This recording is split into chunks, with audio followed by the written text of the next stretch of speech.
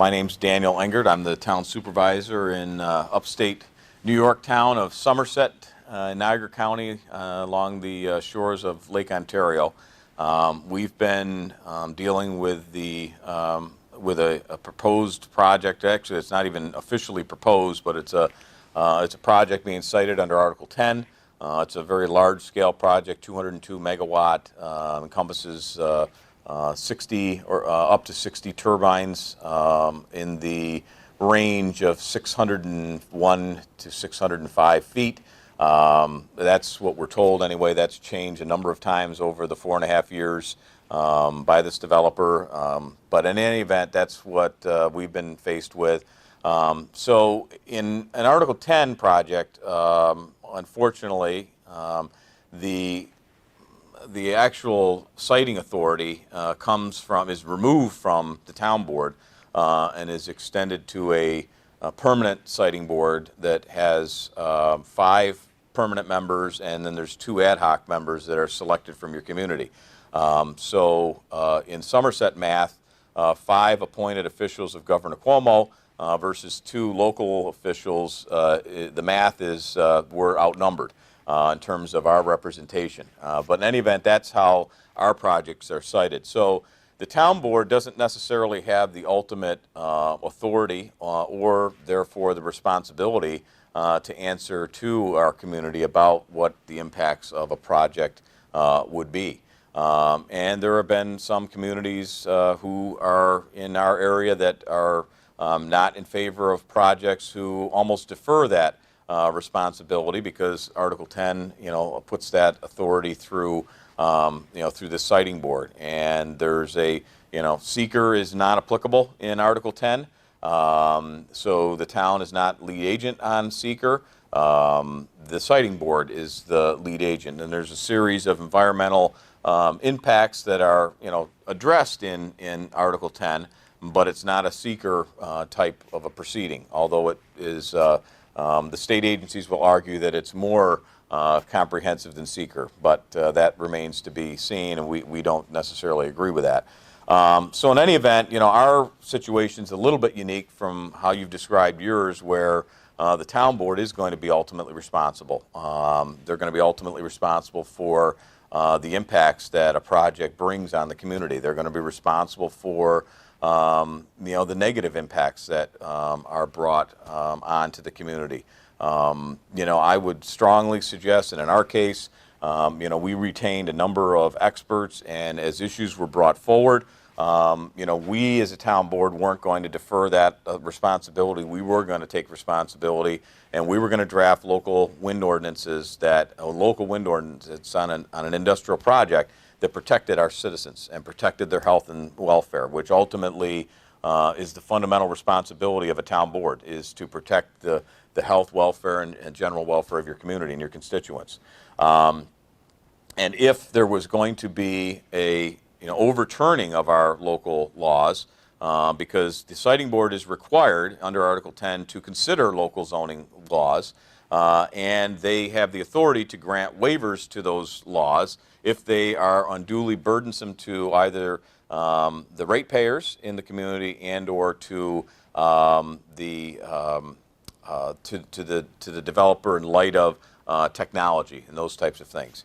What we have found, there's been one Article 10 project that's been cited in Cassadaga, and the chair of the siting board, John Rhodes, expressly stated that their decision to grant that project was largely because the developer did not request extraordinary waivers from the local laws of the town.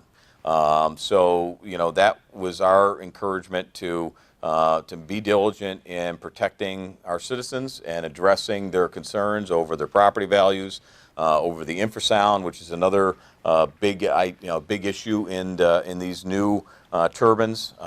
We had a wind ordinance in place that was adopted in 2007. As I understand, your wind ordinance is even older than that.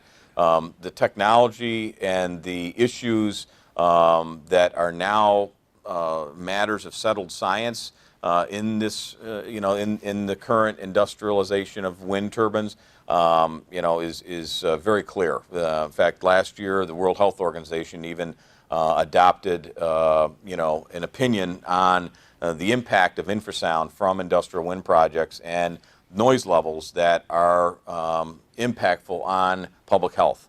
And so we, adopted, our local ordinances, took these concerns and these findings into account, and we adopted those into a local law.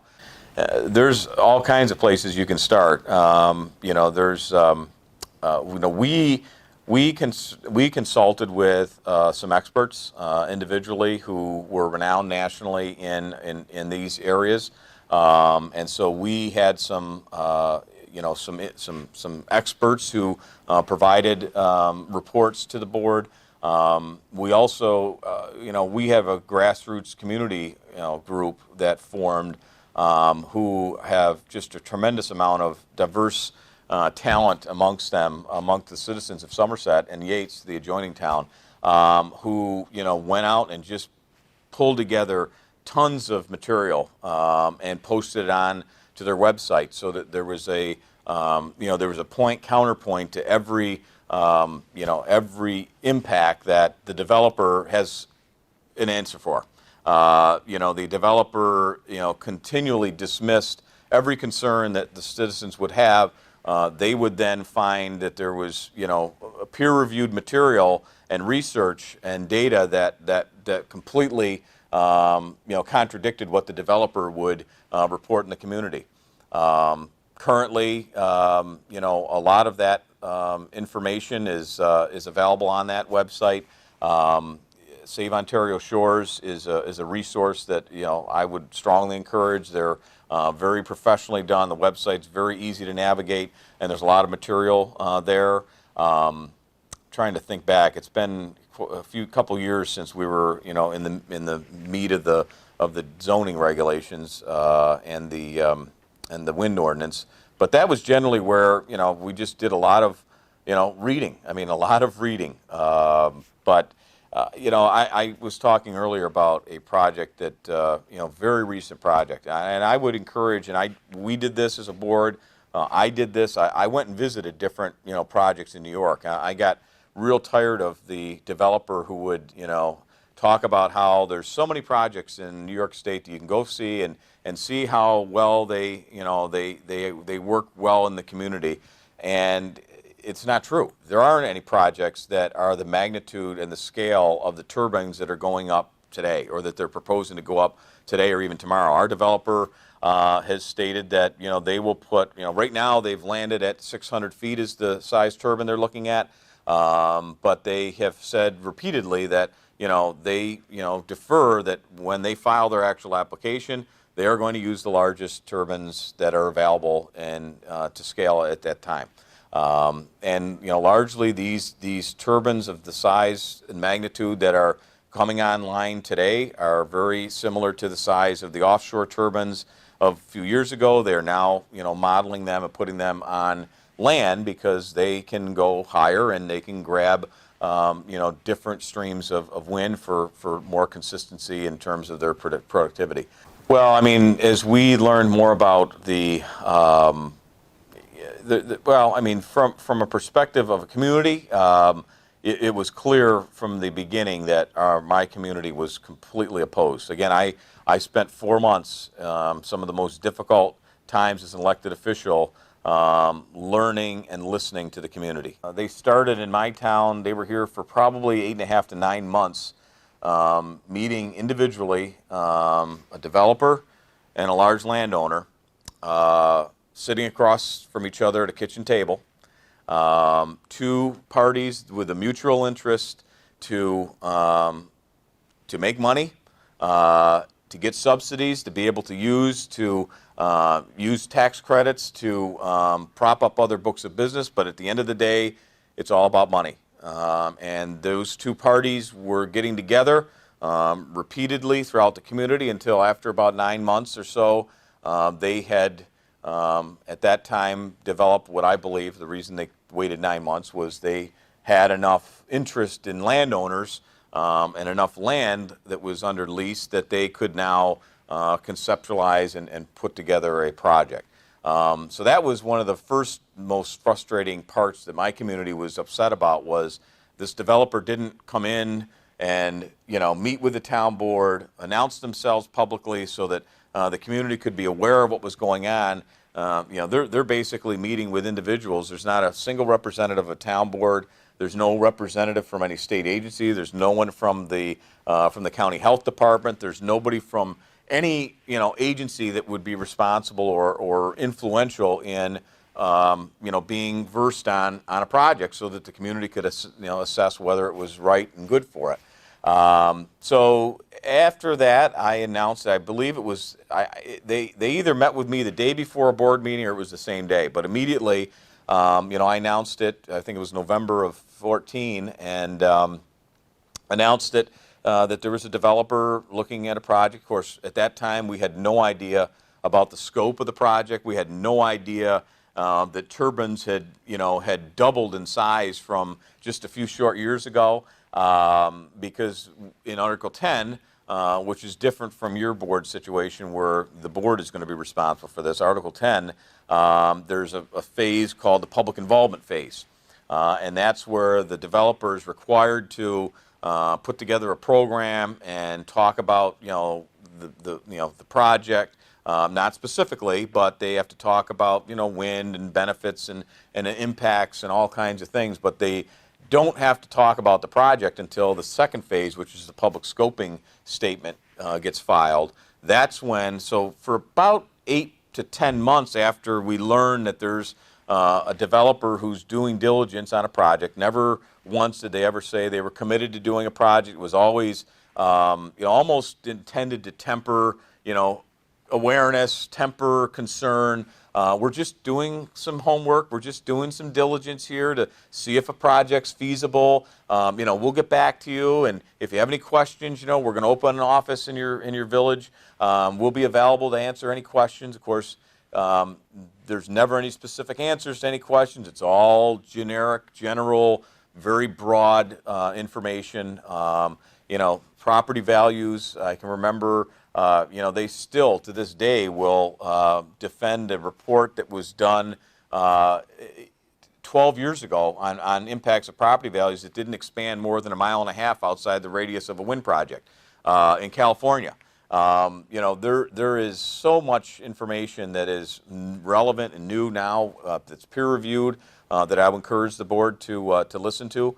But in any event, so the public involvement phase came, and we had some meetings in the community, and my grassroots community group started gathering information to start testing. Well, what is the developers saying that there is no impact here? Well, is there any research, or are there any views on the counter? And they would find materials, and they formed a website, and they put the materials up, and they had a meeting. And I can remember one meeting, again, the town as a board, we were in a listening phase, and I announced that we were going to listen, and we were going to evaluate where the community wanted us to go. Again, as elected officials, it's not the town of Dan, it's the town of Somerset, and it was important to find out where the community wanted to be, so that I could get direction in addressing their concerns and their interests as a whole. It was, again, the most difficult 4 months of my career as an elected official. The frustration was increasing, month after month, as the town, in their mind, is not doing anything, is not protecting their concerns, is not listening to them. I had my inbox on my email was literally, getting flooded every day. Letters were coming in. I had people waiting outside the town hall. Wednesdays is my town day, where I hold official hours at the town hall, and then I'm here on the weekends and by appointment. But Wednesday mornings, it was very typical for me to pull into the parking lot, and I had 2, 3, 4, 5 people waiting to speak to me, to get information and to tell me what their concerns were, and to tell me what their opinion of the town being transformed from a small, town with small town charm and character, into a sprawling industrialized zone. And I can tell you that, overwhelmingly, those initial 4 months, the board meetings, used to have, I'd have 15, 16 people at a board meeting. In fact, we haven't had a board meeting in this room, which is the board room, in 4.5 years. I've had to move into our large meeting room because, board meetings went from 15, 16 people, which was a fairly, normal board meeting, to, north of 100, 120 people were coming out to board meetings. Just, standing room only in the back of the room. Well, that was another part of what we did. We did a survey. We put together a survey. We numbered them. We sent them to every single resident we used our water district, mailing, so that even residents who didn't live here, but, who had, property interests here, got a copy of that. So we sent it to every single address in the town, wherever their mailing address was, whether they were a full-time resident, whether they were a part-time resident, whether they just owned property, they all got a survey. We had a response rate of almost 60% returned the survey, which is a tremendous response. In fact, I remember at the time, I talked to some individuals at the University of Buffalo just to get yeah, and that's exactly, he said, I remember him telling me, he said, Dan, he said, millions of dollars are marketed every day on 3% of a return rate on a survey. He said, millions and billions of dollars. He said, if you're getting 60%, he said, you've got an ironclad survey. And it was overwhelming. 70% of the responses were not favorable to, and it was a series of questions about, the economic impact, the turbine projects, the size of the turbines. Are they concerned mostly about the size of turbines, or is it the number of turbines? I mean, it wasn't a lengthy one. I remember it was maybe 6 or 9 questions, but overwhelmingly. And then the written responses, were quite telling. Who took the occasion to, call me some names, colorful names. But we ended up there was a meeting at the fire hall, and it was packed. I mean, our fire hall, there was probably 400-500 people there. I mean, it was a large meeting, and the place was filled to capacity. There was people outside. The media was there, and I can remember this individual. He wasn't even a town member. He was somebody who, was completely, opposed to, the adjacent town that he lived in being, just transformed into an industrial zone of, unbelievable proportion to see, 60 of these, I call them, I call them obscene. In fact, I've used that word many times to describe how I feel they look in a community of our type, to have 600-foot structures with blades that are as long as a football field, spinning around at 190 miles per hour at tip speed, with blinking lights that that mar our skyline in the evening. It's not even fathomable to me that that this could possibly happen here. But anyway, going back a few years, that meeting, I remember, again, we're listening, trying to get a sense, and it was after that meeting that it became crystal clear. I started looking at the amount of correspondence that came in, the phone calls, the people stopping by the house when I'm mowing the lawn, at the gas station. Everyone had an opinion about it. And in the beginning, I would say that I thought in my mind there was probably, 60, it was a 60-40, because I had family members I know very closely who really didn't care either way, but as they, saw their neighbor and how concerned and opposed their neighbor was, they quickly transformed into, I'm concerned too. And then that, kind of encouraged them to start, doing their research and doing their homework. And by the time it was said and done, the number of people that were coming to the town meetings, the survey, the adjacent town who was impacted, they'd conducted a survey, similar results, similar response rate, similar responses. That year, the town supervisor, who was a long-standing town supervisor, endorsed by all of the parties, is defeated in a write-in campaign.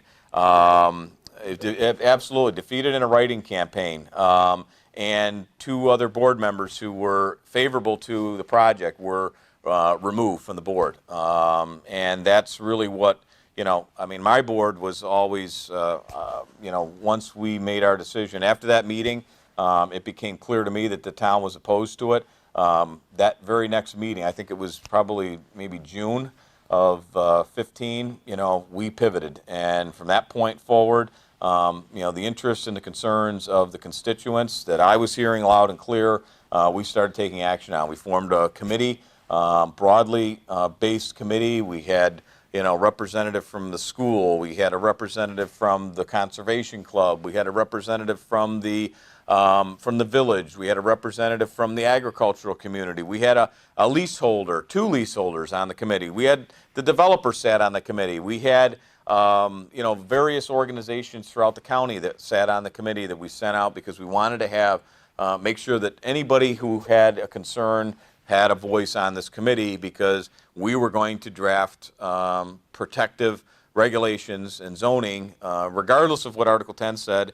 We knew that the local laws had to be considered by the Article 10 Siting Board, and while they could grant waivers, we felt confident we were going to defend, at least we were going to put in place local laws that we felt we were going to be able to defend. And, we were and are prepared to defend those local laws, regardless of what a siting board says, because, in my opinion, we are deeply rooted as a home rule state. Every single town, village, and city in the state of New York is incorporated, and that's for a reason.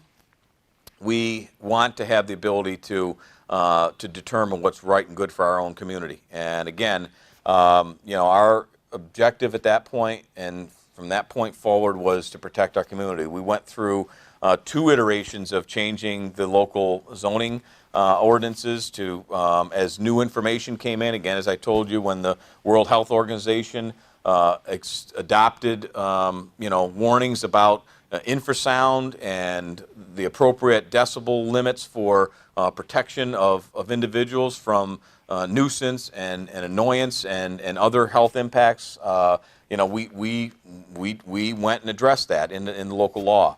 One of the other first things we did was, real property tax law 487 exists. It's existed for a number of years. Any wind, solar, or there's one other form of generation. It's using biofuel waste energy. Yeah, those three types of energy production generation are given 10 years of tax. They don't have to pay taxes for 10 years. They're non-taxable. But every local community and school district can opt out of real property tax law 487 and make those projects fully taxable. I went and my superintendent of the school board, we had a meeting together. Both boards went and opted out of that, because if there was going to be some project, they were going to pay their full fair share of taxes. They weren't going to be, and it also would put us in a much better position if we had to be negotiating, any pilot arrangements. So, I would strongly encourage to put a board and a community in the best place to be able to negotiate is to put something in place where, there's real money on the table from the get-go, and that would be, fully taxing any project that comes in, because they should pay their fair share of taxes. Those burdens should not be borne by, every other taxpayer in the community to prop up what they're not paying in their share. I mean, because that's essentially what a tax break is. It just basically transfers that tax payment to somebody else in your community. So we did that.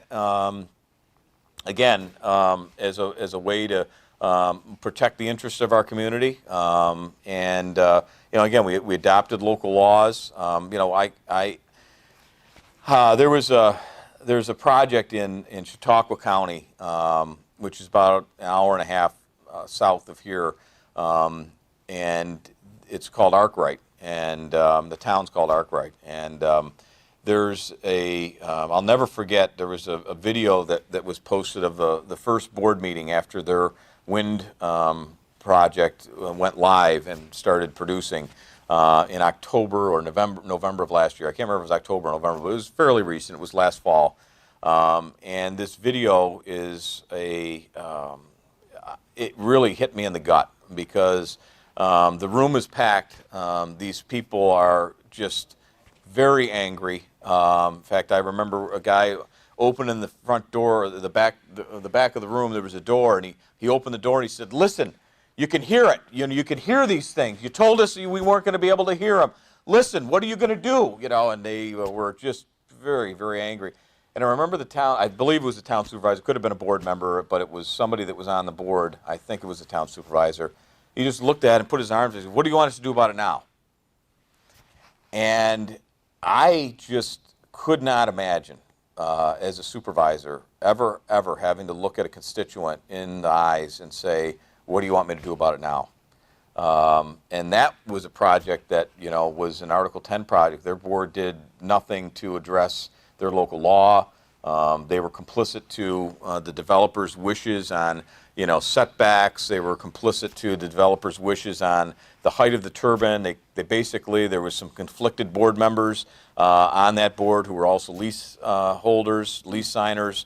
I don't know if that's a situation that you have with your board, but that was something that was very typical, in the industry, throughout the years, was to have, board members who would be leaseholders that would, kind of just grease the project through.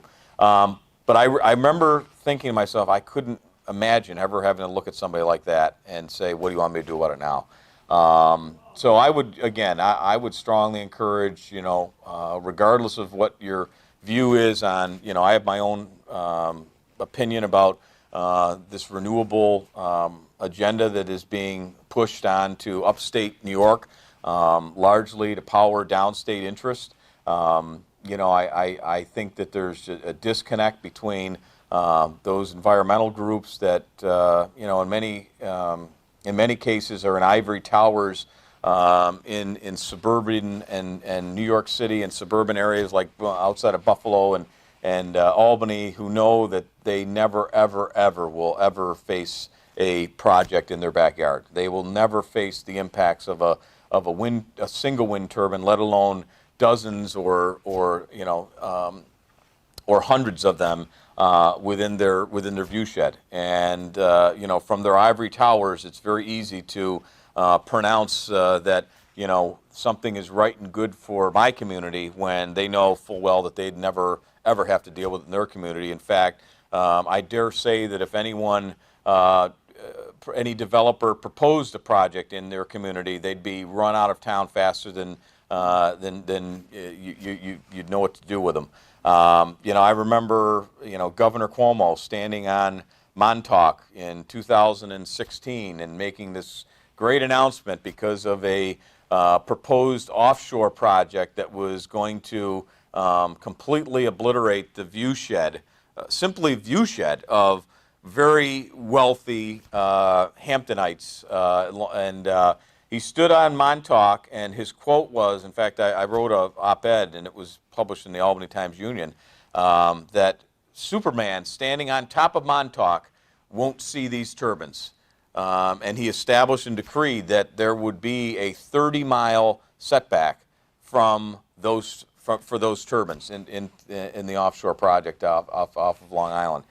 And my article was very simple. Here I'm fighting and clawing to protect my residents from being within 2,500 feet of a turbine, and yet a well-heeled Long Island Hamptons landowner and property owner and mansion owner, campaign contributor, their setback is 30 miles. And I said, well done, Governor. You have established an appropriate setback for every citizen in New York State, that if 30 miles, simply for no other impact other than a view of, the ocean for a well-heeled Hamptonite is good. I mean, where is the concern for all of the other real issues on top of the view that, we would have to, but the health impacts, the property values, the impacts on migratory birds. We live along one of the most significant migratory pathways in the Western Hemisphere. And, this is just not an appropriate place for a wind project. So for all of those other reasons, 30 miles is certainly appropriate, and I certainly supported that. Frankly, I've never gotten a response from the governor. He doesn't respond to letters. He doesn't respond to he really doesn't respond to a lot of things, particularly when it comes to upstate New York. But from the very beginning, I've described this as as nothing more than an upstate land grab. And even if there was any true realistic evaluation of this energy policy there's not enough land in upstate New York, even if every single community, welcomed and wanted, wind projects and solar projects. There's not enough land to come near, producing the amount of energy that's necessary to power this state in this day and age. What would you do differently if you had to do it over again? Anything? Well, I could have saved 4 months of headache if I would have paid attention to the first board meeting that had 120 people. That probably was probably good enough. But I also wanted to be able to honestly tell my constituents who were leaseholders that I have listened to you. I've listened to everyone in the town, and it's overwhelming that the support is not there. Like I said initially, it was I would say it was 60-40. Today it's 90-10. I haven't had there's not. I haven't had, probably in the last 2.5 years, if there has been 3 or 4 people in the town who have come to board meetings to speak up publicly about their support for the project, that's a lot. The developer stopped coming to meetings years ago. They never really had any intention of dealing with the locals. They didn't feel like they had to. They were going to deal with state agencies. In fact, we made most to be required to be allowed to participate with these meetings with state agencies. In fact, our bird expert, who's located out of Ithaca, New York, he's been contracted by the DEC for studies in the past. I mean, he's been contracted by a wind developer in the past. This wasn't somebody who's who's just an industry hater, or he's on this side of the fence. This is somebody who generally is just genuinely interested in birds and protecting birds and migration patterns and protecting endangered species of birds and so forth. We weren't allowed to even have him be a representative to sit in on these meetings. So the developers stopped coming to board meetings. They kind of just dealt with state agencies. I think other than that, differently, I think we've done a good job of our developer recently announced they don't announce that they're moving on and they're not going to cite a project, but they recently announced that they were not going to put an application forward in 2019. They closed their office in my town. They moved out of the town. They have another project that's in an adjacent county, and they use the term we're consolidating our Western New York operations into that office. Now, I take that. We're still ready to. In fact, the town of Somerset joined as a party in that project, and we're still keeping a very close eye on Apex. And we intend to be active in that project. But I feel confident that Apex knows they are not ever going to get a project cited here in the town of Somerset, because we're going to, we are going to mount a, incredible defense of our community and the will of our community. We've expended a considerable amount of funds over the last 4.5 years that I, wish we could have devoted to other initiatives. But we've been able to maintain all of the services throughout the town. We've been able to maintain the upkeep of our equipment, and we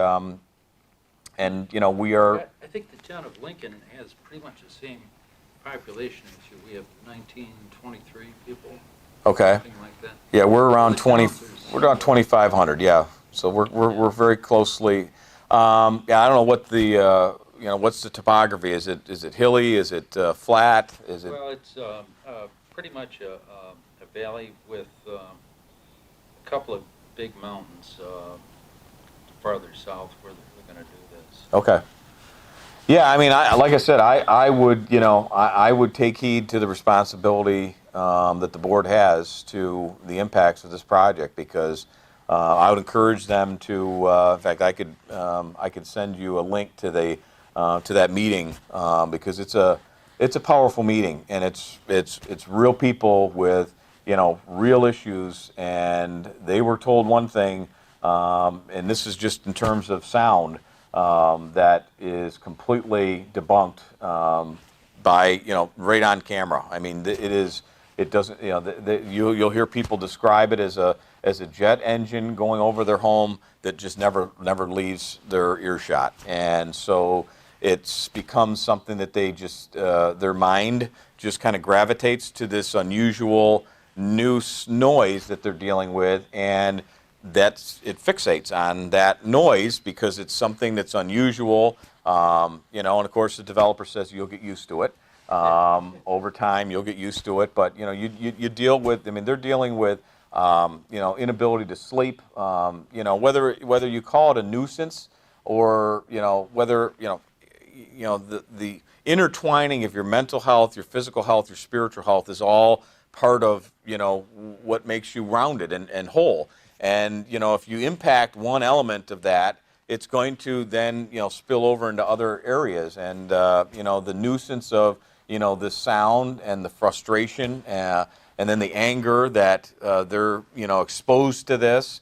It becomes a fixation of their thoughts and how they and it races in their mind. You'll hear people describe this new phenomenon of a project that largely they wish they were more involved with. Here they trusted the town board, the town fathers to protect their interest and to protect their their property values, to protect their their health impacts, and they feel completely let down, completely just stood up by their elected officials. And the response of the elected official was, well, what do you want us to do about it now? Is just so hollow in terms of an answer to somebody who is out in your audience that elected you to represent them, and there clearly is a failure to do so.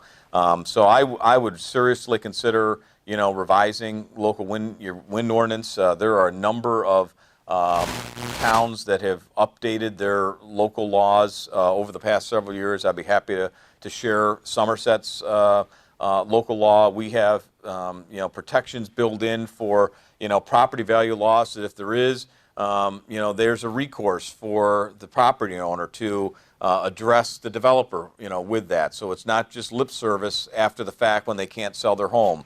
We have a lot of protections that are built in. One of the things that we've advocated for since day one is a baseline health study of our community. Again, to those that want to participate, not forcing that upon anybody, but just giving my constituents an opportunity to be evaluated and have a baseline, so that if and when these health impacts come, which we're seeing in more and more communities where these turbines are being sited near to where people live, one thing is very, very consistent. There are impacts, and there are health impacts that are being reported in these types of communities. I mean, long ago, the days of where these projects were in the vast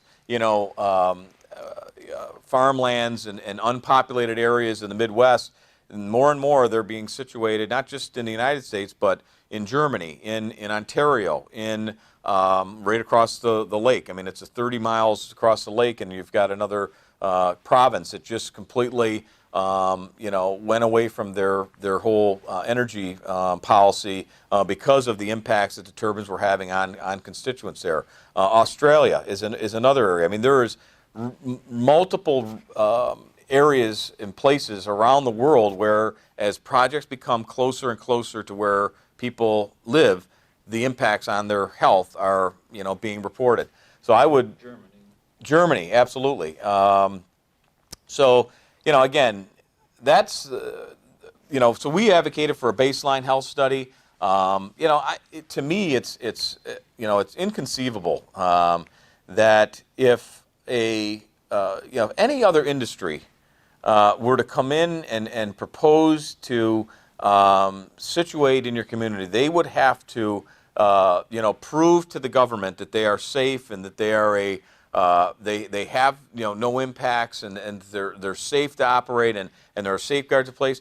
This industry is unlike any other where the individual constituent has to bring the claim to prove that this is what caused their condition. And so we were concerned about individual constituents having to bear the burden of that type of of addressing their concerns with the developer. So we drafted language in our local law that gives our citizens an ability to, and gives the town the ability to assist citizens in those types of issues.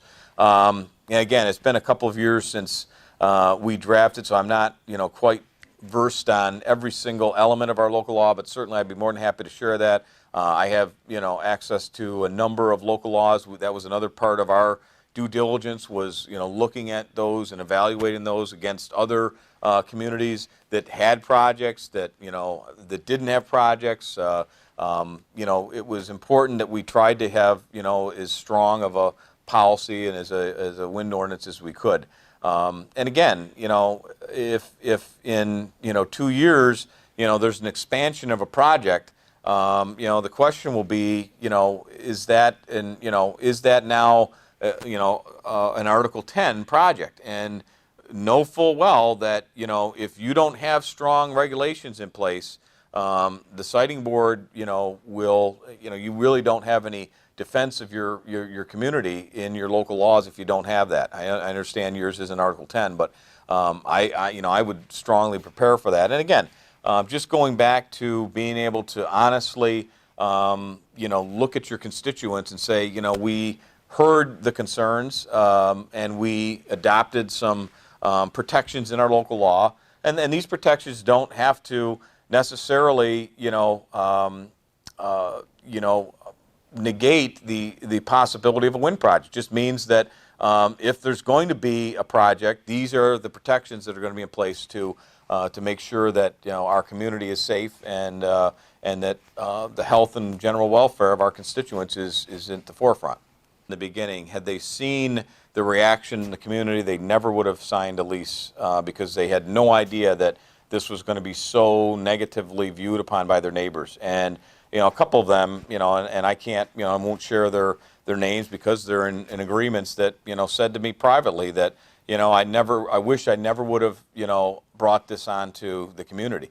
And they're saying that without a single impact being made yet, because other than, hours and hours and hours of time and energy spent opposing the project, that's without a single project. So imagine their regret had there been real impacts and people moved and had to move and couldn't sell their properties, and their children were impacted by the noise and so forth. I mean, I can only imagine. So, but again, I mean, oftentimes those things are short-sighted.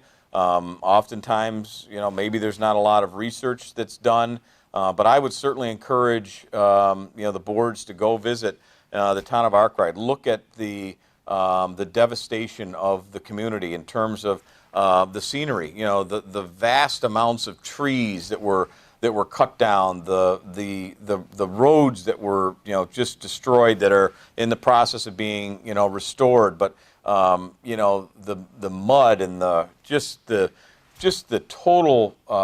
I mean, the pictures of that area before and after are they're sickening to see the amount of change that was just to put up some wind turbines that frankly 20% of the power generated are with a power purchase agreement with Massachusetts, and another 30% is with a power purchase agreement with Vermont, two states that have passed ordinances with moratoriums on wind because they don't want, but they're more than happy to buy it from small rural upstate New York towns that deal with the impacts of it.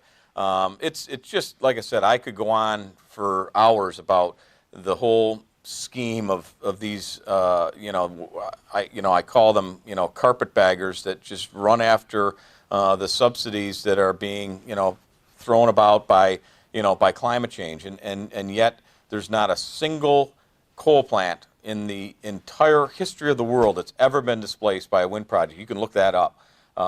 They just don't, and they won't because of the intermittency. And we kind of have an expectation that when we go over and flip the light switch that there's going to be a light going to turn on. We don't have an expectation that we're going to have to hold our finger up in the air to see if the wind's blowing for the light to turn on. And this idea that, well, if we get enough of them spinning around all over the place, somewhere there's always wind blowing.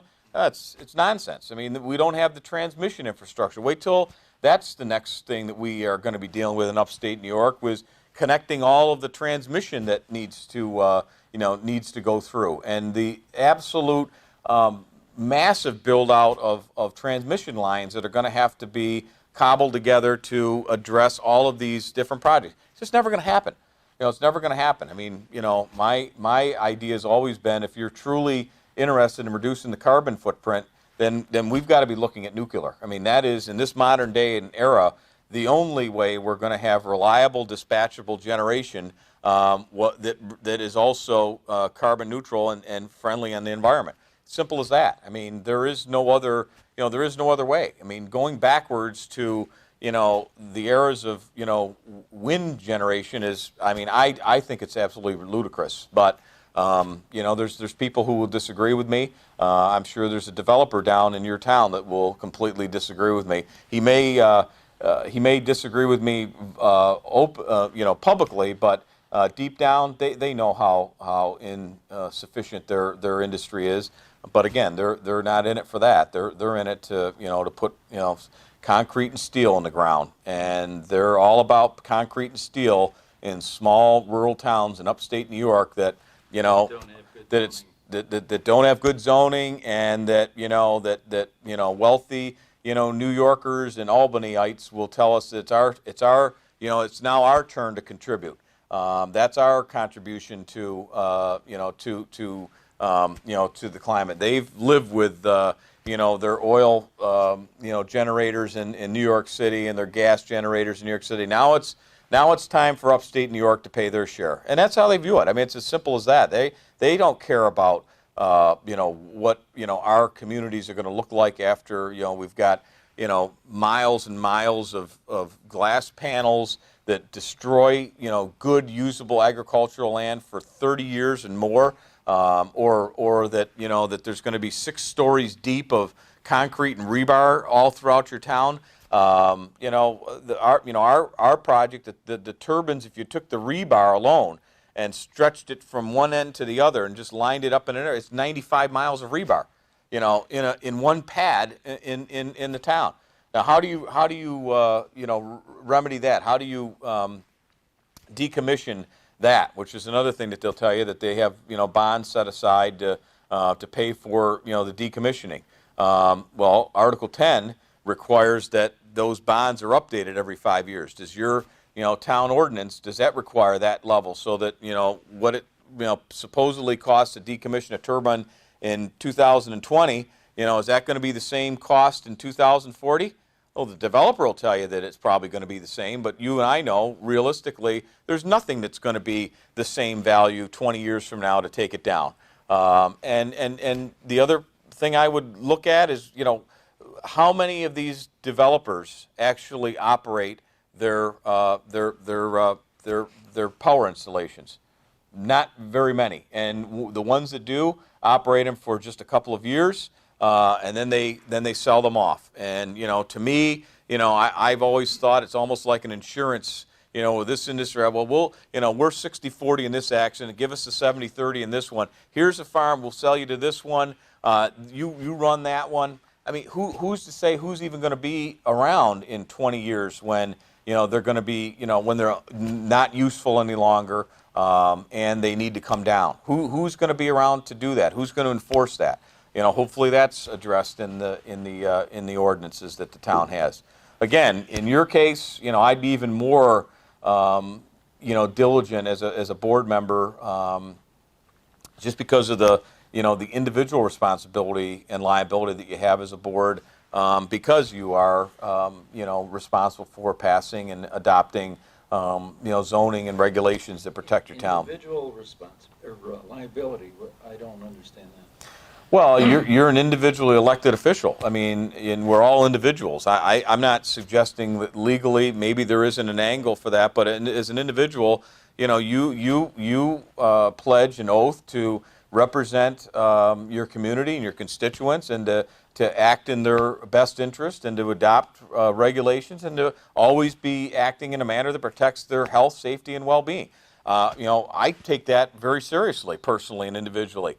So that's what I meant by individual responsibility. Liability-wise, obviously anybody's familiar with Article 78 proceeding, where if you feel a board or a state agency has wronged you, you can be sued. We understand that as a board, that any individual constituent could sue the town board on any decision that we make. So again, these are the types of issues that boards take into consideration, because they have this responsibility to their community, and they have that vulnerability that if they don't act in the interest of their community, that they can be challenged and taken to court for that. So I think that if residents are bringing concerns to the attention of the board, certainly the board should, and I would expect that they will take those seriously, and to be prepared to defend those decisions, or decisions to act or to not act, to be prepared to defend them at any time, because we that's the way we have to operate as board members. Well, I mean, I'm always available by phone, by email. If anybody has any questions of me, I'd be more than happy to talk about the experiences that we've been through.